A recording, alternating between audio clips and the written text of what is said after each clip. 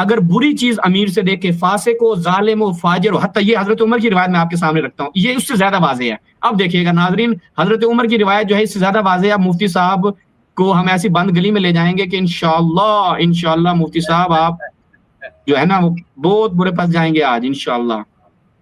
اب دیکھیے گا کہ حضرت عمر نے کیا فرمایا. حضرت عمر فرماتے ہیں، یہ دیکھیے گا، یہ مصنف ابن ابی شیبہ ہے. روایت کی سند مفتی صاحب آپ کہتے ہیں سندیں صحیح ہونی چاہیے. میں نے کہا جی مفتی صاحب کے لیے اب سندیں صحیح لے کر آئیں گے، اگرچہ یہ اپنی دفعہ ضعیف روایتوں سے بھی کام نکال جاتے ہیں، ہماری طرف سندیں ان کو صحیح چاہیے. اسنادہ صحیح. روایت کیا ہے؟ روایت کہتے ہیں قال علی عمر. اب دیکھیں رسول اللہ کی روایات بیان کی تھیں، آپ کا نہیں میں کہتا، لیکن اہل سنت کے یہاں حضرت عمر کا مقام بہت بلند ہے.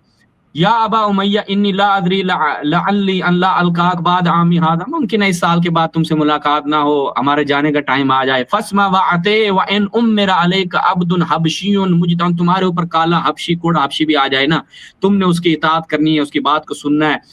کس صورت میں بھائی؟ وہ کہتے ہیں ان ضربک، اگر تجھے مارے، فاصبر، صبر کر. وان حرمک، اگر تیری حرمت پامال کرے، صبر کر. وَإِنْ أَرَادَ، مفتی صاحب توجہ، حضرت عمر کیا فرما رہے ہیں؟ وَإِنْ أَرَادَ أَمْرًا يَنْتَقِصُ دِينَكَ، تمہارے دین میں کوئی کمی واقع کر دے وہ بادشاہ، وہ امیر، تو فَقُلْ سَمْعٌ وَطَاعَةٌ، یعنی تمہارا دین پمال ہو رہا اور رسول کا دین جو ہے وہ نابود ہو رہا ہو، تب بھی اہل سنت مذہب میں خروج جائز نہیں ہے. سَمْعٌ وَطَاعَةٌ دمی دون دینی فلا تفارق الجماعت، جماعت سے الگ نہیں ہونا. رسول نے بھی فرمایا جماعت سے الگ نہیں ہونا. جماعت ساری کھڑی ہو گئی یزید کے ساتھ، جماعت ساری کھڑی ہو گئی، صحابہ سارے کے سارے تمام اقالیم صوبوں کے صحابہ یزید کے ساتھ کھڑے ہو گئے ہیں. امام حسین کا جرم تھا اور اس جرم کی انہیں سزا دی گئی، چونکہ انہیں رسول کی احادیث سے اعراض کیا. تو جو بھی قتل کرنے والے تھے وہ رسول کی حدیث کے مطابق امام حسین السلام کو قتل کرنے والے تھے، وہ تو معجور ہوں گے. قاتلین امام حسین تو اہل سنت مذہب میں معجور ہونے چاہیے. اب یہ ایک سے زیادہ حدیثیں ہو گئی ہیں. مفتی صاحب آپ کو کھلا ٹائم ہے، آج آپ جواب نہیں دے سکتے، میں کل کا ٹائم دیتا ہوں آپ کو، تیاری کر کے آ جائے آپ کل جواب دے دیجیے گا. لیکن اس موضوع پہ آپ رہ گئے. یہ ہمارا موضوع ہے، آپ کہنا موضوع سے ہٹے نہیں ہے، ہمارا واقعہ کربلا کا پس منظر، یہ پس منظر میں ہم چل رہے ہیں کہ یزید خلیفہ بن گیا آپ کے ہاں اور اس کی خلافت نافذ ہو گئی. اب خروج حرام، چاہے وہ ظالم ہو، فاسق ہو، اس کی کرتوتیں سامنے آئیں. کرتوتیں آپ کے علماء اہل سنت نے، عبدالعزیز دہلوی صاحب یا باقیوں نے کیا کہا؟ وہ جی یزید کی اس وقت کرتوتیں سامنے نہیں آئی تھی. بھائی جب یزید کی کرتوتیں سامنے آ گئیں تب بھی تو صحابہ نے اس کی بیعت نہیں توڑی نا، صحابہ پھر بھی اس کے پیچھے لگے رہے.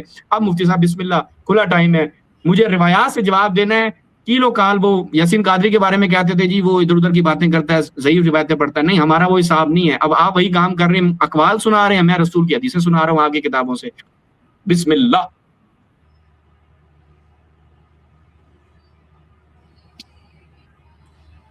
دیکھیے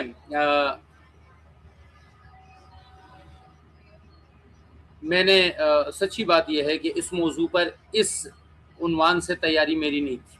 ٹھیک ہے، آپ نے واقعی یہ جو موضوع یہاں پر پیش کیا ہے یہ موضوع قابل تحقیق ہے، کیونکہ اللہ کے نبی کے حدیث کے متعلق جتنا میرے ذہن میں تھا میں نے آپ کو جواب دے دیا.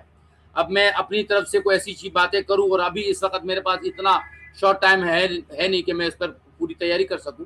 ہم کل بیٹھتے ہیں اس پر انشاءاللہ، پھر کل اس پر موضوع مزید پر بات کر لیں گے، یہیں سے آگے چلائیں گے، اسی سے آگے چلتے ہیں انشاءاللہ. اس پہ بات کر لیتے ہیں، کیونکہ ظاہر بات ہے کہ ہم حدیث رسول صلی اللہ علیہ وسلم پر میں اپنا کلام کروں، جتنا مجھے یاد تھا میں نے آپ کے سامنے بات رکھ دی. آپ نے مزید بات کی، اب اس کو آپ ایک نقطہ بنا رہے ہیں جس نقطے سے ہم نے آگے چلنا ہے.